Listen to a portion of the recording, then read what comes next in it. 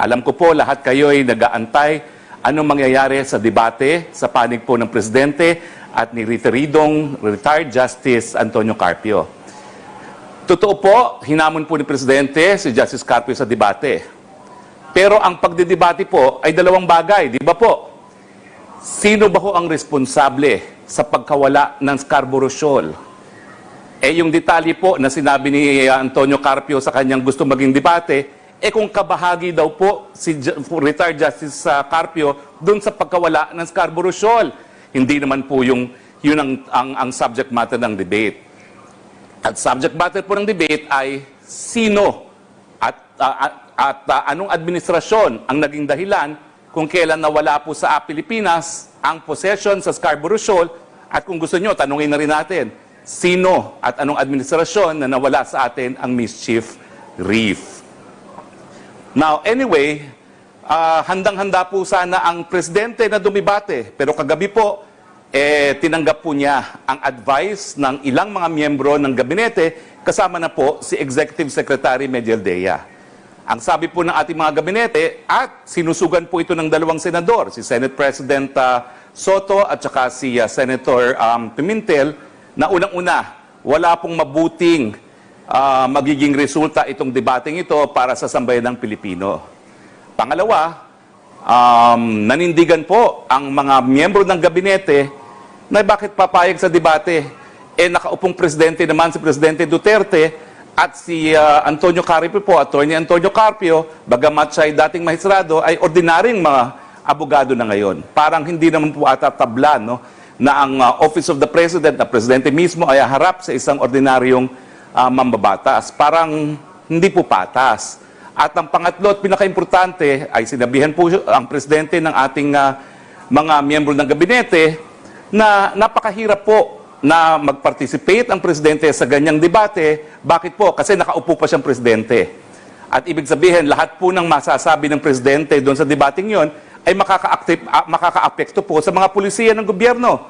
Hindi na po mababawi ang po pwedeng sabihin ng Presidente sa debating yon, bukod pa sa katotohanan na, kaya nga po tayo meron tinatawag na executive privilege, no?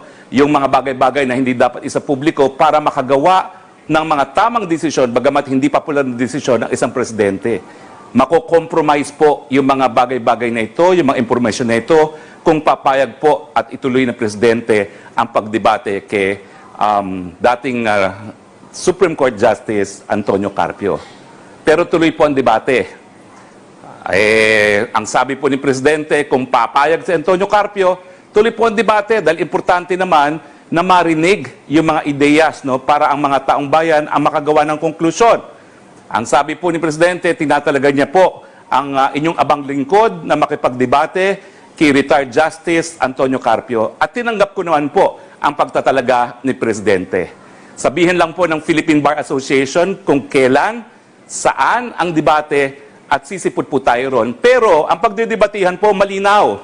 Unang-una, sino ang responsable sa pagkawala ng teritoryo ng Pilipinas? Si Presidente Duterte ba o ang ibang administrasyon? Pangalawa, tama ba ang sinasabi ni Antonio Carpio na binaliwala ni Presidente ang panalo natin doon sa Hague Tribunal? At kung gusto niya, pangatlo, tama ba po na namimigay ng teritoryo ang Presidente Duterte?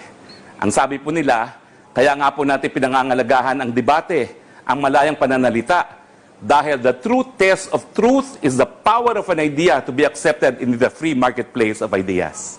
Retired Supreme Court Justice Antonio Carpio, it would be a pleasure to debate against you. I'll see you at the designated time and place. Magandang hapon po, at para sa mga nanay, advance Happy Mother's Day. Magandang hapon, Pilipinas. Secretary Roque, maraming salamat. Pero meron po kaming mga ilang katanungan para po sa inyo kung inyo pong mamarapatis ng GMA News Online.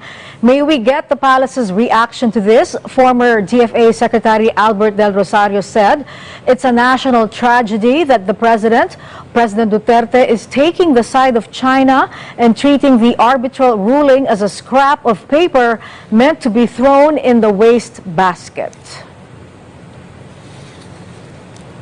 Alam niyo po, malungkot na puro kasinungalingan ang sinasabi nitong si dating DFA Secretary Albert Del Rosario. Sir, kayo po ang namigay sa China ng Scarborough nang pinaalis niyo po ang mga Coast Guard natin nung nagkaroon po ng standoff dyan. Huwag po kayo manuro ng iba. The buck stops with you po. Kayo talaga ang dahilan kung bakit nawala ang Scarborough Shoal.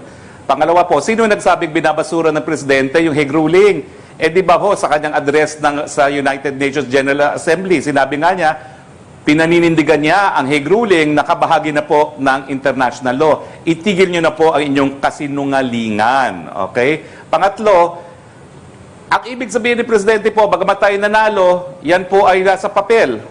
Sino po mag-i-enforce? Meron ba hong police na mag-i-enforce niyan? Meron ba hong sheriff mag-i-enforce niyan? Ang po pwede lang po mag-enforce niyan, UN Security Council. Pag-aralan niyo po, Chapter 7, Collective Security Measures. Pero po, ang problema, para makakuha ka ng Chapter 7 na measure, kinakailangan bumoto na pabor sa resolution na yan ang China. Bakit naman po papabor ang China sa isang resolution authorizing military force against itself? Yung GA po na sinasabi ninyo, pangarap lang po yun. Dahil wala pa po talagang GA resolution na na-enforce. Bagamat po doon sa kaisa-isang resolution na Uniting for Peace resolution na ginamit po pagbuo ng peacekeeping forces sa Congo. Hindi na po naulit yon. At lahat ng kinakaso na sinasabi ni dating Justice Antonio Carpio, ito po yung mga kaso na non-enforceable resolutions din po ng GA. Kasi sa kaya naman po sa UN Charter, talaga naman pong non-enforceable yan. Yan po ay political statements. Ang exception po dyan, kung ang resolution ng GA Assembly ay restatement ng customary law. Okay, thank you po, Spox. Ito pa ho, galing kay Sherry Kung Ann gusto niyo po Torres. ganito, sa debate, dalawa po kayo, sandali lang kasamang Angelique, Yes no? po, apo. Kung gusto niyo po, 2 versus 1. Kayong dalawa po ni Justice Carpio at kayo po, Secretary Albert De Rosario, didebatihin ko po kayong dalawa. Pero dapat, kaparehong oras, bagamat dalawa po kayong magdedebate. Okay lang po sa akin yan. Ito naman from Celerina Monte, with due respect in the first place, hindi po magiging usap-usapan ang debate sa pagitan ng Pangulo at ni retired Justice Carpio kung hindi mismo si Pangulong Duterte ang naghamon. Bakit hindi po naisip agad ng Pangulo na kung makikipagdebate siya, may mga bagay-bagay na maaari siyang sabihin na pwede daw pong makompromiso ang national security. Will this serve as a lesson to the President daw po that before he makes a challenge, pag-isipan munang mabuti? Yan po ang tanong ni Celerina Monte. Well, tama ka, Celerina, no? Pero yung paghamon naman ni Presidente, dahil sa kanyang paniniwala na talagang wala siyang tinatago, at ang issue talaga na sinabi niya, panuurin natin muli ang sinabi niya, sino ba ang dahilan na nawala sa atin ang Scarborough? Kaya nga nagulat na lang tayo na yung naging statement ni Carpio, ni si dating Supreme Court Justice Carpio, kung kasama siya doon sa nagdesisyon na paalisin ang Coast Guard doon sa Scarborough. Malinaw po ang sinabi ng Presidente, yan po ay si dating Secretary Albert Del Rosario. Pero tama po, importante pa rin ang debate, kaya ituloy po natin. Sabihin lang po ni Justice Carpio kung gusto niya, silang dalawa ni Ambassador Del Rosario, at harapin po natin sila. Alam mo, tama lang naman na kaming dalawa ni dating Justice Antonio Carpio ang mag-debate.